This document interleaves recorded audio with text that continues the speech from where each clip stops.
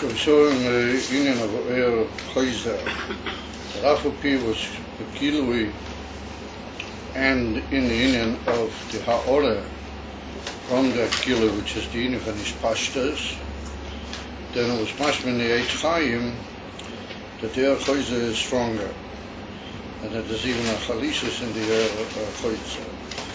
In the emes, the etzem of the Eir Chayzer, then there's a teikif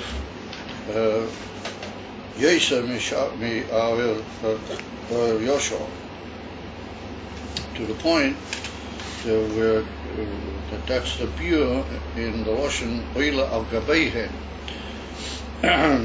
by the Kesher Shem Tov.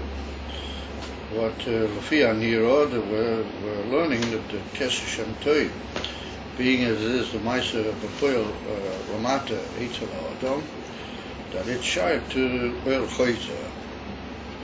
In other words, that it's like how the Eir has reached the finality of the Amshocher, and there occurs the turn back of the Eir with a take of Godel called Eir Chayzer. So we began the Biur with the Mashal of the Eir Noigar, that the Eir which is Maltik, that twinkles, the twinkling light, or the sparkling light, that's a Mashal of the union from Trik of Eir Chayzer. And then we saw the union of Eir Shemesh, Hamakeh Be'onon, when it hits the clouds, the Master Eir Chayzer. But that Eir Chayzer is the Eir HaKeshes, the rainbow, and then we said that was B'emes Eir Chazak Yesa than the Eir prior to its reaching the Shemesh, prior to its hitting the Shemesh. Al-Kiyadua, the Keshes, from the striking or the hitting of the Eir HaShemesh, which is Makeh Be'ha'on. Yadua the Hakos Hashemesh B'Seifei Hu B'Toikev Yesa Olochein Ave Tachtein Hu Cham Yesem Ave Abtzoi. But the whole Lashon we saw yesterday at the end of the Shir. Also the Moshe Gashmi Poshet Kitzat more Gashmi more Poshet Zerek Koyach. If somebody throws something deliberately with power at a wall, and when it reaches the wall, then it springs back. From the literally the giving of the greater power from the actual smiting against the wall, from the hitting against the wall. And we said that was the same principle with the Eir of Choim. The Shemesh, why is the air close to the earth? Hotter because when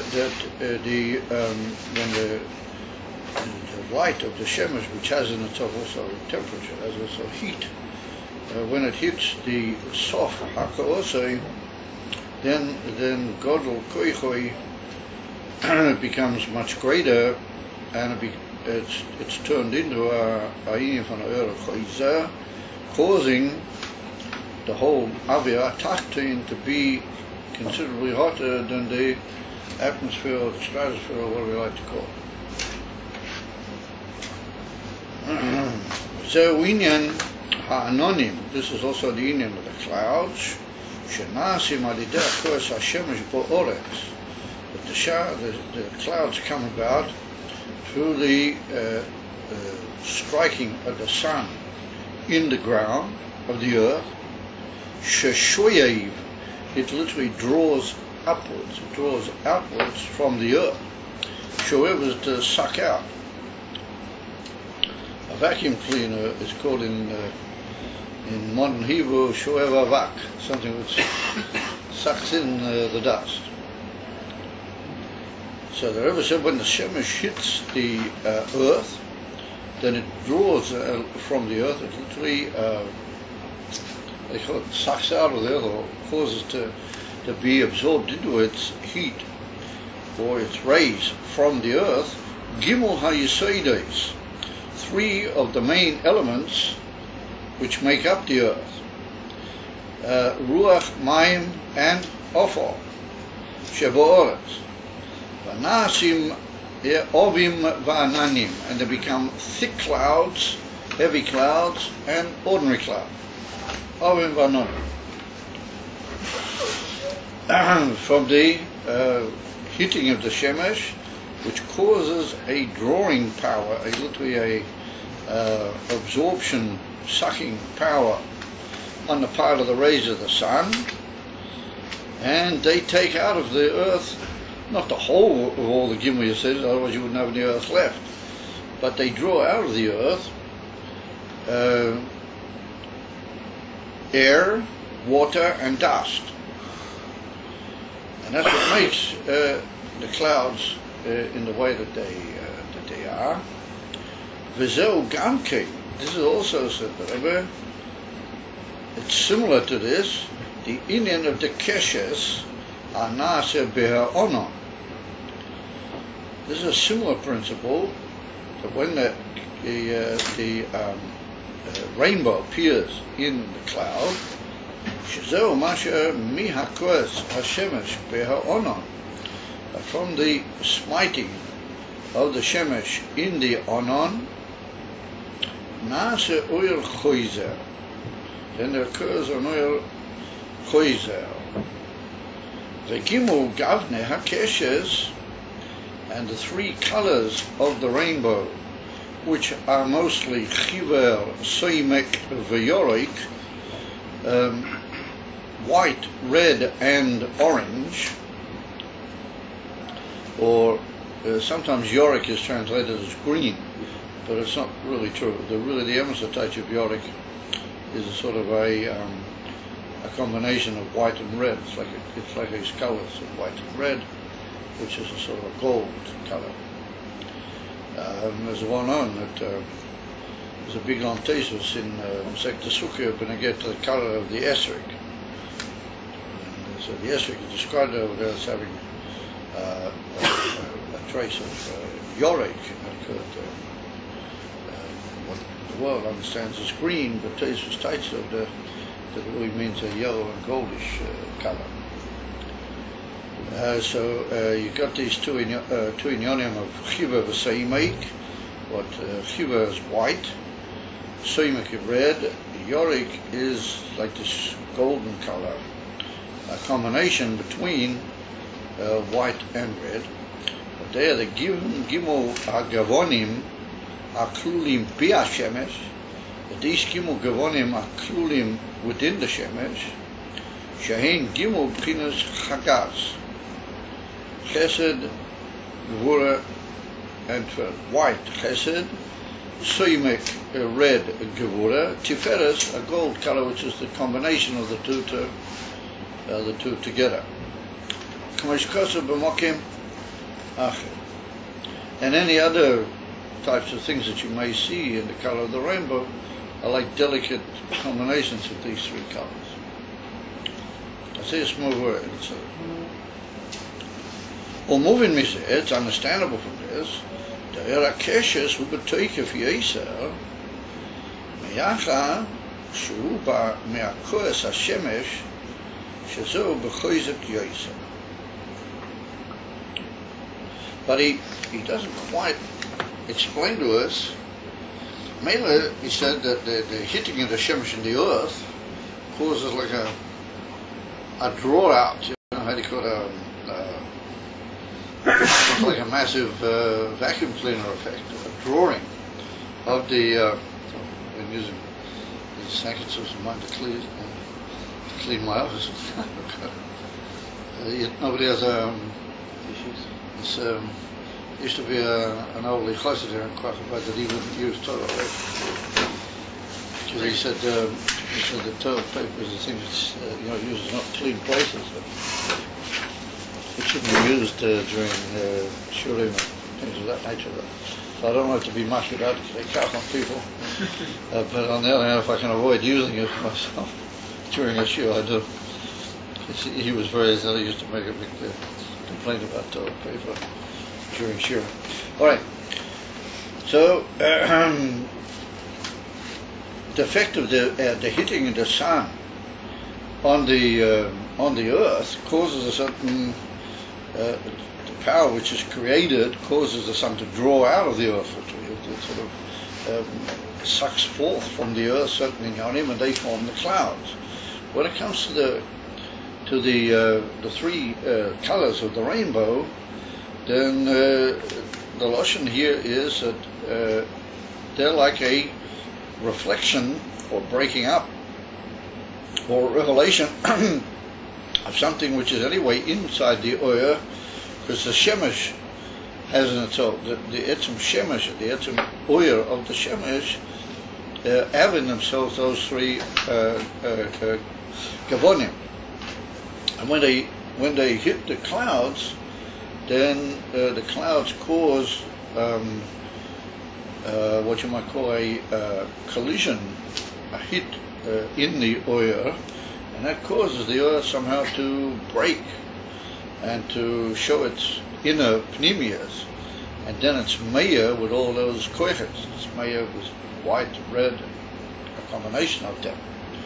So that's apparently the view, that it's a stronger oyer because it's a more pneumiya. It's showing what it's really caught, and when it's coming to you for Er Yoshua, it's just like a general iskal that doesn't really indicate or shine with those powers in an effective way, just in a general way. That's what we have to understand.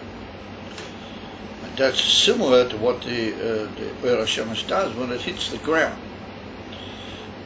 When it hits the Gashim stick of ground, then it draws inyonim out of the ground. That doesn't appear to be the appear in the hitting of the shemesh against the cloud, but it causes a iskalus of what you might call the pneumius of the oyer. In other words, that the ananim are very delicate, and the type of resistance that they cause to the oyer is what you might call similar to the oyer. In other words, they cause the oyer just to become more recognizable for what it really had. And therefore the whole collision over there is more a ruchnius and spiritual one rather than a dover chumri v'gash. And it's brought down a whole beer.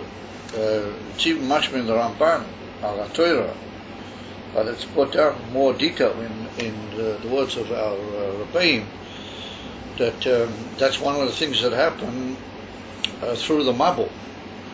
That the Mabul caused a purification. The Mabul was like a huge mikveh. Therefore it was 40 days connected the Mem Sor of the mikveh, and that the clouds after the Mabul are much more edel than they were before the Mabul. And that's why it is that the Keshes didn't appear before the Mabul, but after the Mabul the Keshes did appear. Because everybody asks the question that the Keshes is it's a natural thing. It's a Dover Tibi that occurs through the Hakor of the Karnei Ha'oyer in the cloud. So that was probably there before the Mabul, just like it was after the Mabul. So why does the Eibster use it as a sign of his covenant with the whole world? The Oisam Bris, the Keshes. And when we see the Keshes, we make a blessing and remember the Bris with Noach and the whole Arichus HaInyan. So certain Meforshim Mazul was probably anywhere Keshes before the Mabul, wasn't it? What's the big Inyan? However, the Ramban, no. He says that before the Mabul there was no Keshes. There was no rainbow before the Mabul, because before the Mabul the whole world was coarse and what you might say, to use the expression in Yiddish, grob. It was, how do you call it, not edel, due to the fact that that's how all the Bnei Adam that was machovam on all the inyonim in the Bria alafi erech versus by the mention. In other words, if things are not good and they're not kefi rotzen boirei ha'olam, by the peoples al pnei ha'oretz, then that affects also the what you might call all the aspects of the bria in higher levels, me'al Adam, because the Adam is in the center. He's the America's kol bria. And ever since the peoples prior to the Mabul were not Kidiboy, either were people before them maybe that were Kidiboy, but for a very early point in history it already began the what you might call the starters here from the Zman of the what was his name? Not Chase. I've forgotten the name. That from that door and further there was already the Inu from Avodah Zarah v'chulu or Natia towards Avodah Zarah v'chulu. So he says the Mabul caused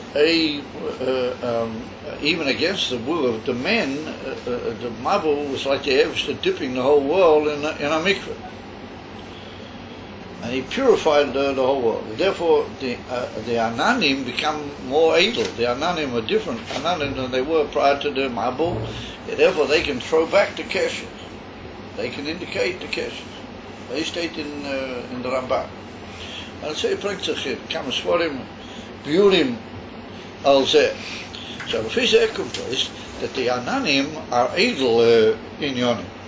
So, when the Shemesh hits the Ananim, then the Shemesh doesn't just draw all sorts of things out of them, but it meets a very delicate form of opposition, which is and that causes that the Shemesh, it reveals itself in its own pnimius. That's the Maila, the Choyza of the Keshes.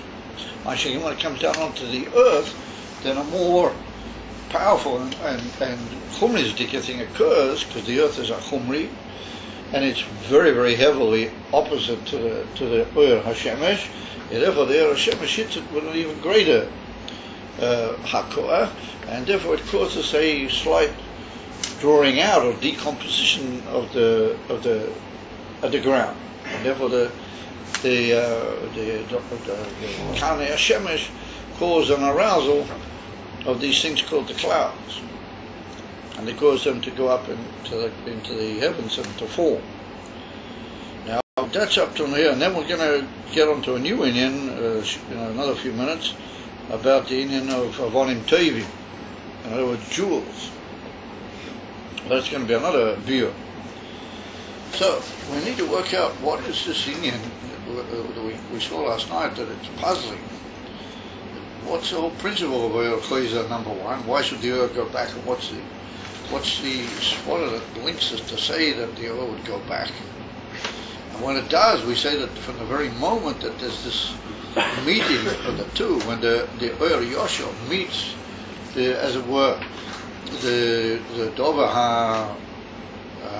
maybe Esam Shechose Lidei Seif, that then this causes tremendous burst of new power and energy, as you might call it, in the Ur Yoshua. And in our inyan here, it's inyan of the Shemesh, and the inyan also in a more delicate way of the Kanei Shemesh hitting the clouds. We should suggest two possibilities. We could suggest two ways of understanding. But Ulai, B'Sefer Shel Dover, it could be that they'll become similar one to the other. One is, we could say, that every inyan reacts to a Dover Hamanaged Lo. And it reacts in a way that causes an arousal of pnimius, atzmius type of koiches. In other words, that if you face an opponent in something, then that calls out in you much deeper powers. And it calls out in you a much deeper revelation of what you can really show. And it goes back out of you because of the opposing force in a very real and powerful manner. As well known that if the person never had any opponent, he would never really maybe reveal a lot of what he has to reveal. Dafki when there's a dover hamanagid. So what we could suggest is that the oya has in itself giluim nailim, being as it is an oya eloki or the oya shemesh. It's carrying with it all sorts of ashpahs and energies from the shemesh. The union of sof amshachosei or sof hakaosei, as we use the expression, means that something gets in the way, and that's a very powerful, that the way that the oil is going to be able to, in inverted commas, answer or show itself in this new situation is not to hope to go through the Dovah and appear on the other side. That's not going to be shy. It's taka soifa amsho, benegel inyan. But because it's a Dovah hamanagid, therefore the oil literally arouses in itself a tremendous power to overcome the managid, or to show the managid that he hasn't beaten him, as you might say. That this is tremendous koyach of what we might call koyach hanitzochen or koyach hanetach, which in Mavua Barichas in many places and considered a very powerful koyach. Dafki when you face the union of an opposing or opponent force, then there causes in you a tremendous awakening of a victorious power to overcome, or to at least reveal powers that you would never reveal when not the opposer. And so that implies that every Indian, no matter how it may appear to be just an ordinary, physical thing like light, but it has itself tremendous, what you might call, spiritual and very, very high characteristics which cause it to react in what we might almost call spiritual way. And so that when it hits the Sof HaKoyah, this created this new awakening because something has stopped it. So it says, oh no, if something is opposing me, then it's got to be a new awakening.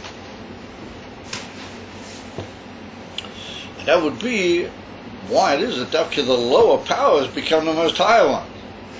Because since you're starting mamish from way down, and way down is now saying we're going way back, then that means in the point of the way down there must be this tremendous power to reawaken everything.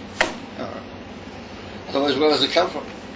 So we have to say that the lowest power, that's the Big Bang now. That's the thing says, oh no, now we're going to really show what we can do. We can't go through it, but we'll go back and we'll create a whole new series and a whole new Indian by going back literally the other way. And maybe that would add up nicely with what's Mavua in the Kisvei Arizal there. The Rabbi hints that in Gilui that's Chalishas, and it's the old saying in Yiddish that aruf is shverer v'yarop, that to go upwards is much harder than to go downwards. In other words, when you've gone on a straight line, when mitzad yoshorish, then it's easy, as you were. There's nothing is interfering with you. So that's in inverted commas, straight thing. It's a straight inyan. When there's a menagid, something is opposing and stopping, so then there's this tremendous power need to go back upward. You've got to go back uphill, as it were. You've got to do the opposite. And then you've got to do it yourself, as it were. Malchus has said, well, here we are, we've come to the end, and what are we going to do? We're going to do it. We got to go, well, it's not mitzvah the Shurers. The Shurers said, well, here we are, stop. Yeah, we're going to go back. Therefore, it's very hard to go back. Therefore, Begilui, there's a certain weakness, and a certain, almost like, but deep inside, that's a tremendous power because that's the power of the Makabel himself. Going backward, that's a tremendous inyan in his Pnimiyas. And we're going to see as we go along that the Rebbe connects it with the whole inyan of the Eved Poshu, and all sorts of inyanim, but they tend to indicate that inyan, going back is very, very difficult. It's very, very hard. But on the other hand, since that's the end of the light trying to make its way back, then that's a tremendous power. Aruf is much schwerer wie up. Going up, back is much harder than going down. So that's one way we can explain it. But even Kozer, we can explain it, and I don't think it's rochik mea pirush. Another way, which is mashma in certain places in Siddur, that we should suggest, is that every inyan, when it's coming to the end, then it arouses what you might call a sense of tainug and super fulfillment at the moment of the completion of its whole process. For example, we see when people have had a united effort together, the dafkir at the end they make a big splash, which is called how do you call it, farewell party. They make a big yisoros together, and that's where the full usage of all the powers that have been used during the whole thing express themselves, and they show what they've really achieved. In other words, it's at the end of any Amshocha, the Lashon Chassidus says the Gilui HaOinig, Dafki the Tainug, reveals itself at the end of the Amshocha. And it makes sense. Dafki, when you see the completion becoming real, that's when you feel the tremendous Gilui, what was the original Kavanah and all of those inyanim coming forth. And you see it completing itself, and then that starts off in you a tremendous revelation of what's called Oinig or Tanug, and that Oinig opens up new powers to go in a higher way than you have up till now. In other words, in our inyan it creates this concept of not stopping, but as it were now, let's work uphill rather than just purely with the koyach of the mashpia. Let's become a makabel who's going to go back to the mashpia with his own koyach, and that comes dafki mitzad the soif of the amshocha. So then the pshat is not so much mitzad the isnagdas, and not so much mitzad the etzem koyach of the what you might call the notwithstanding kite of the sof, the sof being like a dover hamanagi. Well, the sof just happens to be a sof. That's like this is as far as we go. This is the perfection of what we've got to do up till now. What do you say? Kilo. So you say, this is gewaldig, but we're not going to stop. Well, just because we come to the sof, that means that we stop. On the contrary, we see the whole unbelievable fulfillment that we've achieved, and what is it really going to be? Another achievement. And that's going to be Be'ezer Seizel Be'ezer Oz, which is a much greater achievement than the present achievement. And that would be the longing of the Mashpia, the longing of the Makabel, now to show that he's going to make his way to the Mashpia. Not he's just going to be given to go, but he's going to go back to the Mashpia. And Kamuran, that causes a tremendous hoineg in the Mashpia. When the Mashpia sees it, that his Makabel has chap what is really the hidden secret, and having reached the end, then that causes a tremendous tainug also in the Mashpia, that he sees that the Makabel is able to do it on his own, as well. He's coming back towards him with his own way of understanding, his own way of doing. So we could be maybe masbir according to that. The lashonos, as they occur in this maimon and in certain other maimorim, tend to indicate the first pshat. It tends to indicate that it's more connected with the idea of the first pshat, because there seems to be some emphasis on the klap, on the hakua. There's a hit, like a snagdus here, and that is snagdus causes a tremendously swift turn back, which is like almost the obstinacy of the Hamshocha, wanting to re-express itself, and therefore it has to go back the other way. However, it's not. If we look carefully in the Inyanim, maybe in the Moshe of the Ur striking into the clouds, maybe there's a certain more delicate leaning towards what we're saying in the second shot. But we see that the Ur doesn't sort of suffer tremendous isnagnus from the Ananim. It's not the Ananim sort of interfere somewhere with the whole meaning of the Ur. But they tend to somehow or another say, this is the completion of your Giluya, and so then there's like a Giluya of the Pnimius and Atzmius of the Ur, that it shows what it has in a form of like a Oinig. It shows all its inner colors. Well, and it would seem to me that the Amitius Abiyur probably is colorless for both of the svaras, and it depends on certain contexts. The lashonos of the Rebbeim and their nuances alter slightly, which tends to indicate that maybe within certain Maimorim there's the emphasis is more on that particular nuance, and in another truth the emphasis is more on another nuance, and therefore they both occur. And here it would seem to me that the emphasis is more on the first Pirush, I know that there's like a tremendous turn back, a reversal due to the Doved which forcefully brings this off, and therefore this Inyan of this return. So we're going to need to understand that in Sfiras HaMalchus, why would that be there? In Sfiras, could we say that the essence Sfiras Natzilas, they have the Inyan of the whole time, and Malchus becomes Keser.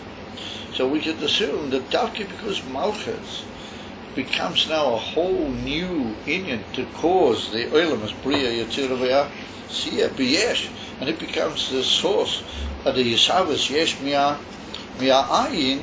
So it's like a whole new Inyan which is menaged to the whole Inyan of the Sfiras Harayah Mitzad Atzilas, because Atzilas is Elikus Mami, and then all of a sudden you run up against this power which says, wait a minute, we're going to have a whole thing now called Elimus Piyah.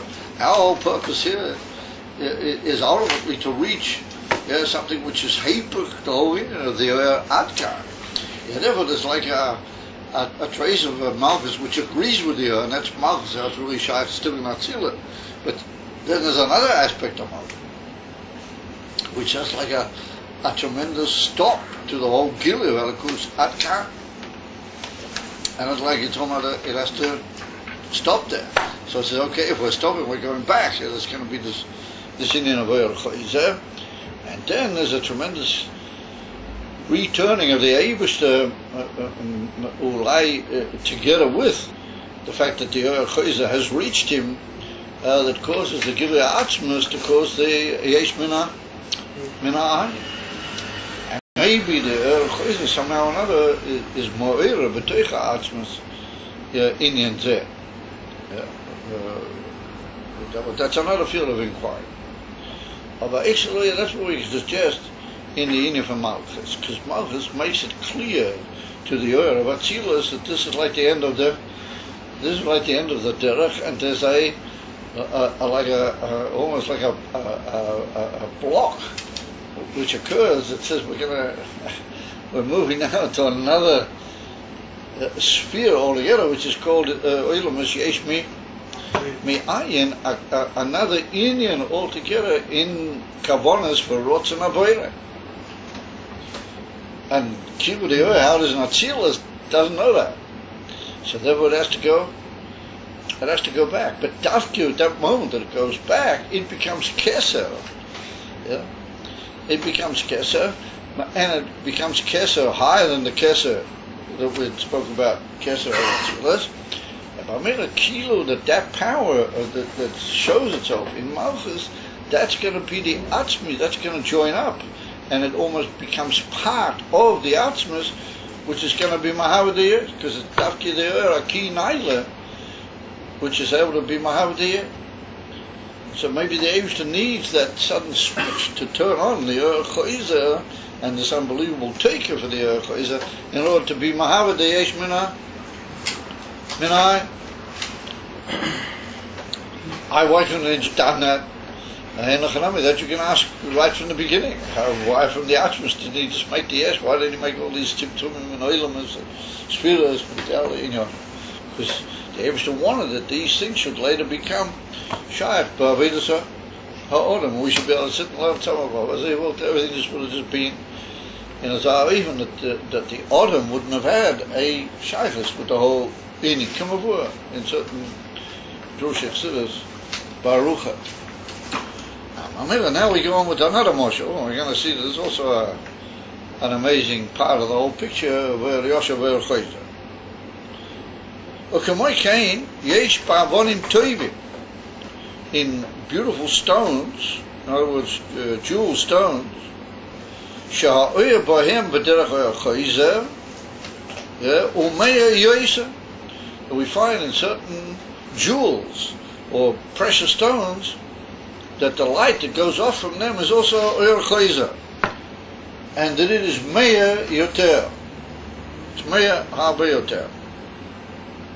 Ukeyadua be'inyan shoyhem ve yoshvei. But everybody's familiar with the two stones, the shoyham and the yoshvei. But I'm not even sure how you translate them. One of them is onyx. Yeah. Oh, so onyx is the shoya, and the yoshvei is the ruby, I think. Yoshvei is the red, a red star, and the shoyam is a whitish, glittering, not glittering, but powerfully lighted stone that looks like light. And the yoshvei is a dark thing. It's a dark red, and it only, at certain angles, claps a very powerful light at you. Now those are two stones in the Choshen HaMishpat, and the Shoyham is Yosef HaTzadik, and the Yoshvei is Benyamin HaTzadik. So we see that both of them are called Tzadik. Yosef HaTzadik and Benyamin HaTzadik. So that's also show who's the bigger tzaddik. Was it two tzaddiks? So it's Mavur in the Kutiter and the famous Maimon Pasha Riyeh. When I get to the fact that the Gemara says that there was a machlekes between Michael and Gabriel as to which way is it going to be. Which way it's going to be when Mashiach will come. It's written that Yeshaya Novi promises that all the walls are going to be made of, all your walls or something are going to be made of precious stone.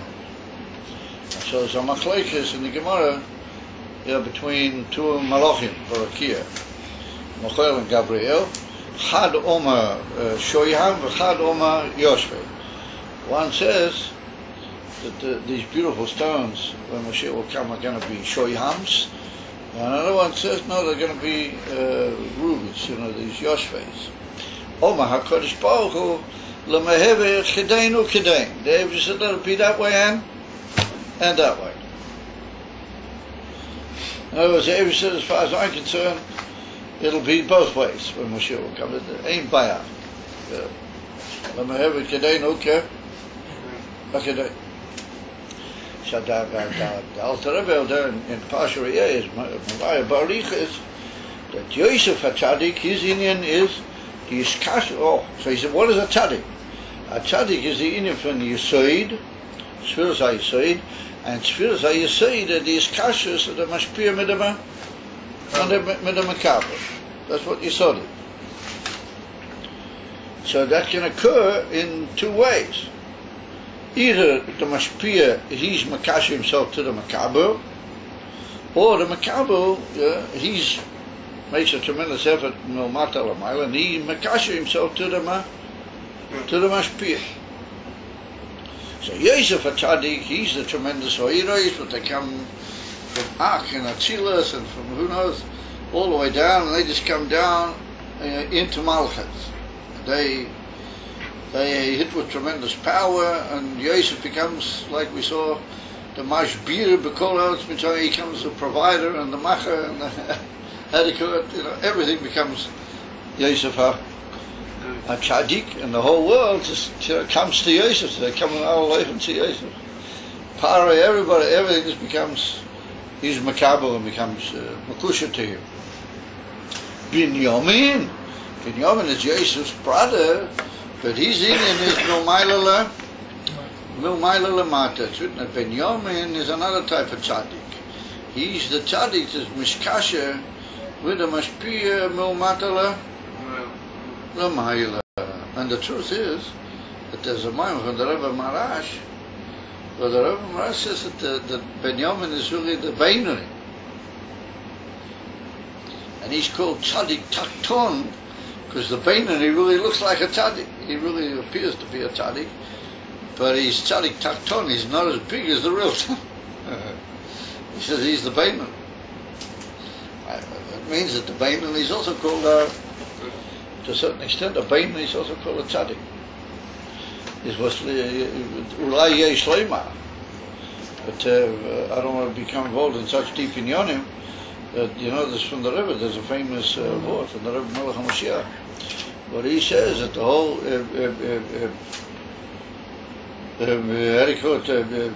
Tanya is really a Sefer Shel Beinoni. That even the tzaddik, Mavur, in Tanya, the tzaddik Gomer, he's really a Beinoni compared to Emes tzaddik. Yeah, and that's why it's called Sefer Shel Beinonim. It should really be called Sefer Shel Tzadikim U'Beinonim. The whole Sefer Shel Beinonim, that even the Tzaddik Gomer HaMavur B'Tanya is really a bit of a Beinoni. He's got a certain shape. And then there's an even higher Tzaddik. You know from the story, you're not going to Mars. What is it from the Mars? What's the Mars? Which one is it? The Alter Rebbe wrote another Sefer called Sefer Shel Tzadikim. It's Beinoni, it's tzaddik. And the Shpolia Zayda, you know the man was Shpolia Zayda once came up into the room where the Alter Rebbe was writing the Sefer. And he picked up the Sefer, he took a look at it. Sefer Shel Tzadikim. He said, oh, he can't follow it. He said, this is too much in the world. And then he said, Ravai, I should be able to go up Aish, Hashemayim, and see with the Sefer. And something like 2 weeks later, the Sefer got burnt in a fire, and he also he went up there and he passed away. When the Sefer burnt, and that Sefer burned, he went up there. Which one is it? That gives you a bit of a shake, the whole man. So the beer is, why did he go up there? What was it again? Because he got what's written in that Sefer. This is a tzaddikim with they don't chat to this world klal. So therefore, Lafizeh come to us that even the tzaddik in Tanya is a bit of a Beinoni type tzaddik. I mean, just imagine that. The Rebbe said it. The Rebbe Melech HaMashiach, the Sikh off. But when it comes to us, he said that tzaddik tachten, the Beinoni is also a bit of a tzaddik. You understand? He's not far from a tzaddik. Or in Likutei Torah is written that Binyamin is a tzaddik. Binyamin a tzaddik. No, he's a different type of a Veda. He's a Veda even from Milmata Lamayla, and that's the two stones. That's the Shoyam and that's the Yoshua.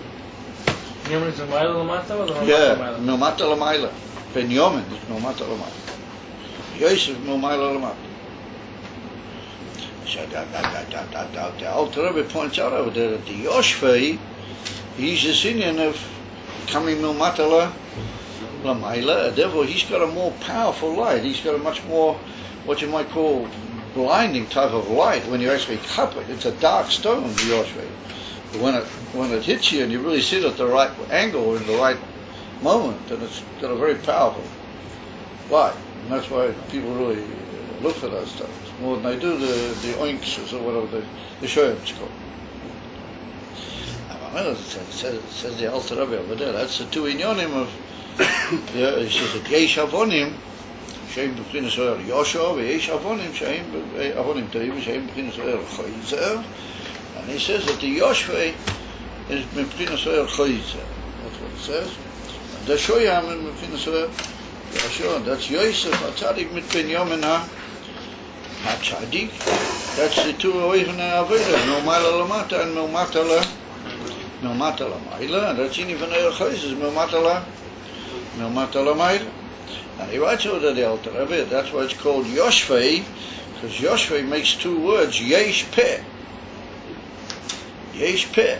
Yesh Peh means that you got what to say. There is a mouth. In other words, that somebody works hard, Milmata L'Maila, and he comes with this tremendous power. Milmata L'Maila, how do they say? They say in Yiddish, hat was zu sagen. He has what to say. And he's come this tremendously powerful journey, Milmata L'Maila, and he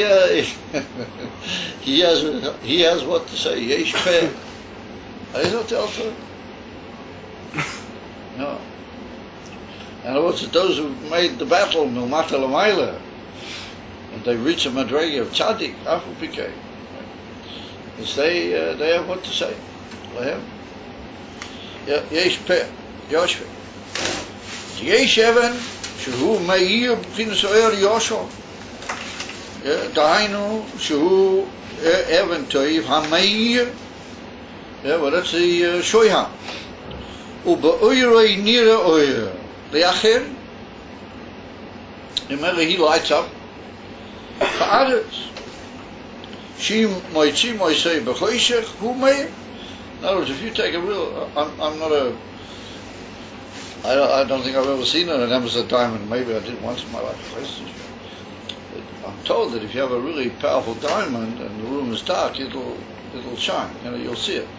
It makes like a light. And then you tell, but that's what. As I state up, Katufo. That Evan Toiv HaMeir B'yemes. If there's a lack of light in the room, then he'll make himself noticeable. He gives off light. And his Indian is to give off light, even li'acherim. He'll light up wherever he is and whatever he does. That's his Indian. He's meya even li'acherim. If you bring him out in the darkness, then he makes light. Mipnei shaha'arosim mispashetes mitoichoi ulachutz. He's going, as it were, from inside outwards, and that's bedugma b'chinas hamshocha milmaila mata. That's similar to the whole concept of milmaila mat. However, said the Rebbe, v'yesh even shehu mavrik v'zoyre kavora keitzim ba'ayin horeh. He said there's a certain stones, what they flash, how they call it, mavrik, how they call it, they sort of flash. But it depends, what angle you get them. But if you get them in a certain light and a certain, they make this tremendously powerful shine. So he says that mavrik v'zeire kabora kitzi. They throw like lightning flashes, arrows. Yeah. B'ein haroya, into the iron of the observer, ad shetislayit ayin haroya mipnei zivoi ve'hadorei, until the iron of the seer literally how do you call it, flames. In other words, your eye burns or flames from the.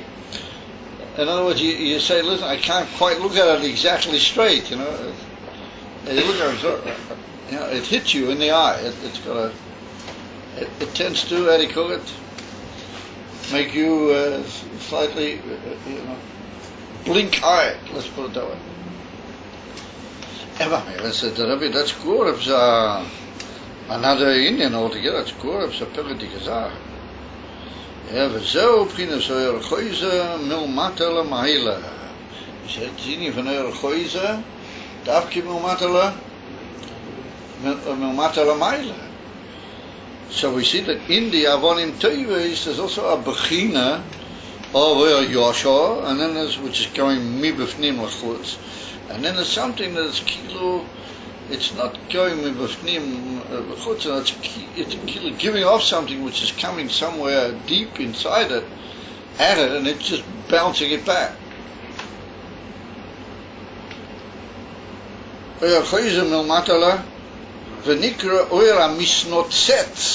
In other words, it's not an ore which is just coming from inside the stone outwards. No, that's a light which is sparking off. Mitnotzetz. It's being hit by something and giving off sparks. Shemisnoitzet umavrik bo'ayin. It's adequate. It's like giving back something into the eye. In other words, maybe we might say that you don't see at the beginning exactly what's going on because the light from your eye goes towards it, and then it absorbs the light of your eye and boom, it throws it back at you. Mashinki, when you see one of these other Shoyham, you see straight away the light. Very amazing idea. So now comes the Rebbe and he says something even more amazing. Ki Avonis in brackets. Avonim toivim yodua da'oyer bohem hu hamishave mea koichovim. He said the oyer beklal inside beautiful stones is from the stars. The light of beautiful stones comes from the stars.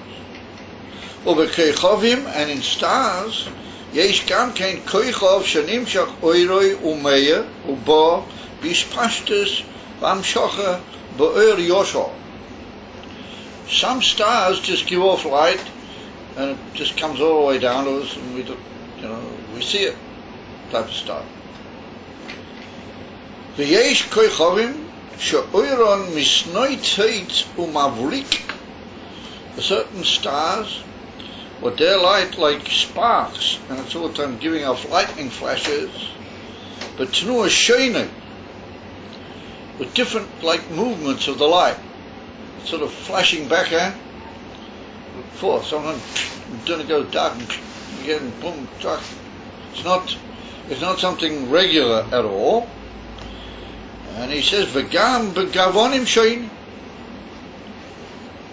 and also different color. Similar it is in precious stones, hamishavim meher, that they come about literally from the star.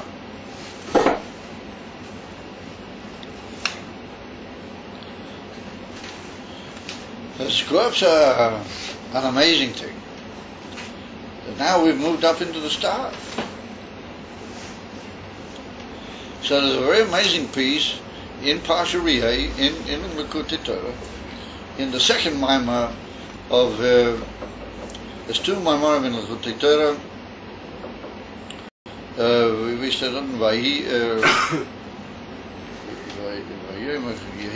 Chad Koit Shimshoi Sayich, we call Avonayich Ka'avnei Ektach, that all your windows are going to be from precious stones, and all your walls are going to be from other types of precious stones, Leosid Loe. And so on that the Gemara says, Kamiftle b'Mesivta Derakia Shnei Malachim, Chadom Shoyham, Chadom Yoshvei, V'Kadosh Baruch Hu Amar Lameheve Kedeinu Kedei. So over there the Alter Rebbe goes, in the second Maimar, over there the Alter Rebbe Mamish goes to repeat the Riches. He writes Bariches, and he says that we find that Keichovim are very important in Yonim. And he says Yidna compared to Keichovim. Moshe Rabbeinu says that the Eibusha blesses you.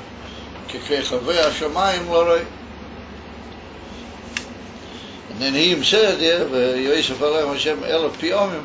That's one of the famous Shaila that Rashi brings down. That the Eibusha said you're going to be like the Kechev HaShamayim. Moshe Rabbeinu said Elef Piyomim. Yeah.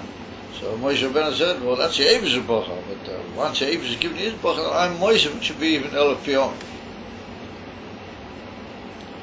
And do it in the beginning of Devarim. Rashi brings it up. So we see that Yidna compared to stars. And then the Alter Rebbe says that the Choshen Mishpat was in the base of Mikdash. He said he carried on himself these 12 stones. He said, why? Because he said the stones are also from the stars. That's why he gets on it. He said those precious stones, they come into being from the stars. So he said it's cute. The Kohen Gadol had stars on him. He had like a certain shaykhs on him inside the base of Kohen Shechadoshim, wherever he went. He had the stars. Because Yidna compared to the stars. And he said, therefore, you notice when you make a sukkah, that you have to make the schach in such a way that you're going to be able to see the koichovim. Also, he said, what's if it's eating from koichovim? Could also see a way to satshuva, and it's also connected with the nishamas and the going back to the nishama l'shorshim. And so, a whole big, amazing biyur beneged to the koichovim. And that's what a meteor is, they call a flashing star. It's called a Koichav HaShovit. What do you call these flying meteors? And you see things burn across the sky. Koichav HaShovit. And he said that's even for Yidden that they literally burn across the sky. Koichav HaShovit. So this is the Alter Rebbe should do it. So the Alter Rebbe says that there were some precious stones down here, Lamata. Why did the Eibusha put them in the Choshen Mishpat? And why do we find that they're worth so much money? People go crazy about them. He said because BM's precious stones are a direct presence in this world from the stars. What does it mean direct? It means they come from the stars? Oh. Or they're simple? So you have to be very careful. It's mashma that Ein Hanami, the actual gufa chumri of the precious stones is to be found down here in the earth. But that gufa chumri becomes a kli to the of the keichol. And that's what we mean by saying that the precious stones come about from the stars. It means they turn into precious stones from the light. But they have to have a certain choyma, which is kilo muchan, we kabel it that way. Therefore, a certain material, they're made of a certain way that they can receive that light. Like spheres. Huh? Like spheres. Yeah, they're like kelim. To a certain extent, they are really misava from the keichovim, because they've got to be like the keichovim a bit in order to receive the. So they're made like almost bedugma to the keichovim, like a certain copy of the keichovim down here. Although the light is directly from the keichovim. That is up to Alter Rebbe. But also, he says a most unbelievable chiddush over there. He says that there are two types of keichovim. There's keichovim that we see. And he said they can be counted. And then he says there's keichovim that we don't see, and the keichovim that we don't see are much more powerful, much bigger. And he said they have as our light that it's just unbelievable, and we're not even able to see that light for the fact that it's so powerful. And he said the precious stones down here, they are what revealed to us the light of the keichovim that you can't even see. So Kumta said these precious stones, Lamata, are a gili of the Nelam, Legamri, from the Keichovim Aragilim, or it's Keichovim She'enam Nirim.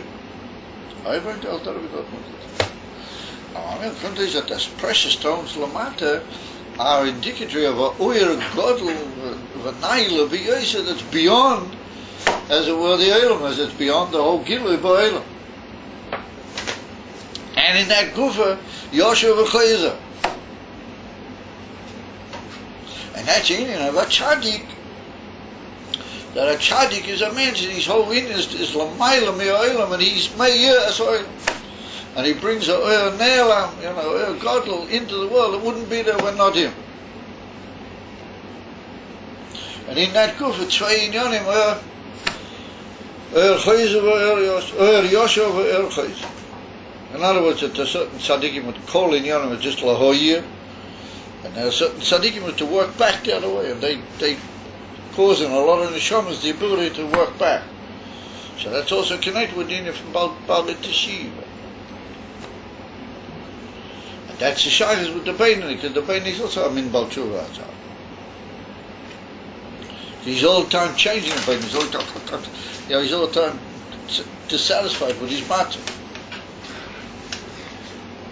He's all the time working Malmatala Mike.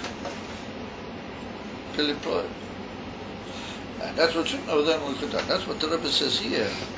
That really the Avonim Toivim, they're a whole new vista that tell us the story of this whole Inyan of Yosha. Because the Inyan from the Avonim Toivim, Kan Lamata, in Yonam is that they're a dogma of the Koichovim Lamayla. And the Koichovim Lamayla, Ika HaKoichovim, is those that we don't see. The Hainu HaEr Godel Shel Lamayla, Legamri Me'olam. In other words, Lamayla from the Bria Mitzadatz.